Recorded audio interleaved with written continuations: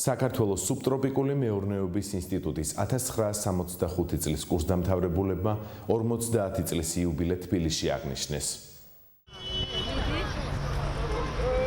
ეს სანდომიანი ადამიანები 50 წლის წინ ენერგიითა და იდეებით აღსავსე გოგობიჭები იყვნენ.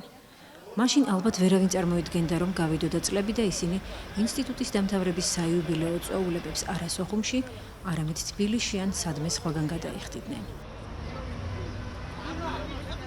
ესენი საქართველოს სუბტროპიკული მეურნეობის ინსტიტუტის 1965 წლის კურსდამთავრებულები არიან. სოხუმში საქართველოს სხვადასხვა კუთხიდან სასწავლებლად ჩამოსულმა ახალგაზრდებმა ინსტიტუტის დამთავრებისას პირობა დადეს, რომ ყოველი 5 წლის თავზე უსათუოდ შეიკრიბებოდნენ. ჩვენი ინსტიტუტის მნიშვნელობა აფხაზეთისათვის, აფხაზეთში მცხოვრები ქართველებისათვის ძალიან დიდი იყო, იმიტომ რომ ამ ინსტიტუტის სოხუმში გადმოტანამ ძლავრების გიმისა ქართული სულის გაღვივებას. გუდაუთში დაბადებული გაზრდილი აფხაზეთის ომის მერე ქართველები ყველა გამოყვარეს იქედან და იმის მერე თბილისში ვარ.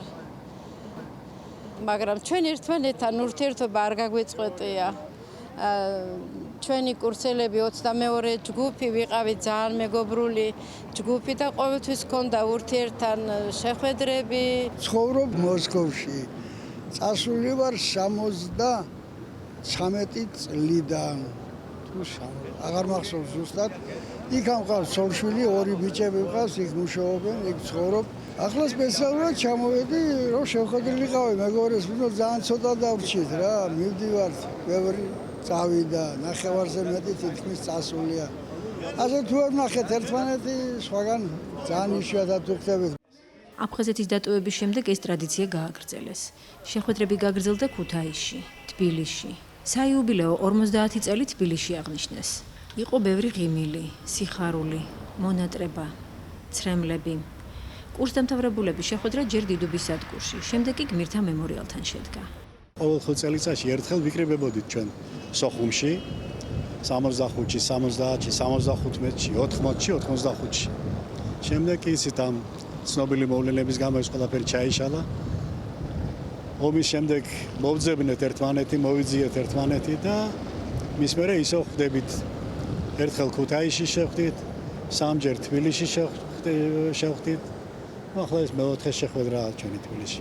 ყოველ 5 წელიწადს ხვდებოდით ერთმანეთს, მაგრამ შეიძლება ეს ჩვენთვის უმრავლესობის ეს ბოლო 5 წელიწადი იყოს. და ძალიან მინდოდა ჩემი მეგობრები მენახა.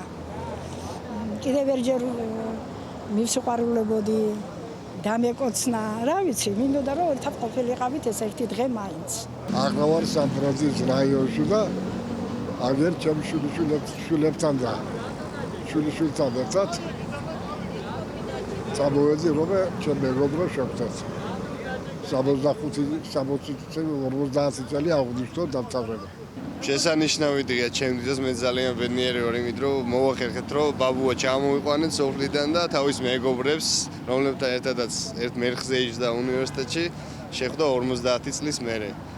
და მე მგონი ბრწყინვალე მაგალითია მეგობრობის, ერთიანობის და თითოეულ მათგანს უსურვებ დიდხანს სიცოცხლეს და კიდევ რამოდენიმე ათეული წლის მერე შეხვედროდნენ ერთმანეთს იგივე ფორმატით. შეხვედრა საზეიმო ბანკეტით დასრულდა. ჩვეულებრივ ამოიკითხეს სია, მოისაკლისეს გარდაცვლილი კურსელები და მათზე მოგონებები მთელს იმ დღეს ტკივილად გასდევდა. ასევე იგრძნობოდა ეჭვი და სევდა მომავალი 5 წლის შემდეგ შეხვედრისა. ყველას ვეხვეოდი ვკოთინ და ასე მინდოდა სულ მეტი რაღაცა ისე განვიცადე მე ამგენის ნახვა. იმიტომ რომ 50 წელი მაინც ცოტა არ არის. ძალიან გამიხარდა ეს ერთი თვე ჩემთვის იყო სიხარულის თვე, როდის ვნახავდი ყველას. ზოგი ვიცანი, ზოგი ვერა. ძალიან კარგად ვიცნობდი აფხაზეთს, მით უმეტეს სოხუმს. ის ჩემთვის ახალი არ იყო, მაგრამ იყო სასიხარულო იმდენად, რამდენადაც იქ თავი მოვიყარეთ საქართველოს თითქმის ყველა კუთხის შვილებმა. და თქვენ წარმოიდგინეთ, ერთ-ერთი საუცხო ჯგუფი გახდა ჩვენი ჯგუფი. იმდენი მედალოსანი, რამდენიც იყო მგონი ინსტიტუტში, მარტო ჩვენ ჯგუფში იყო იმდენი. ოქროს მედალოსნები, ვერცხლის მედალოსნები.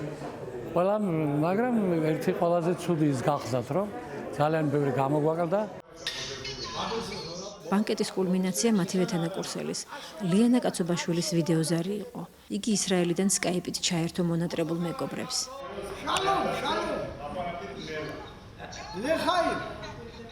დავემშვიდობეთ იმ იმედით, რომ მომავალ 55 წლის იუბილეს მათთან ერთად ვიქნებოდით.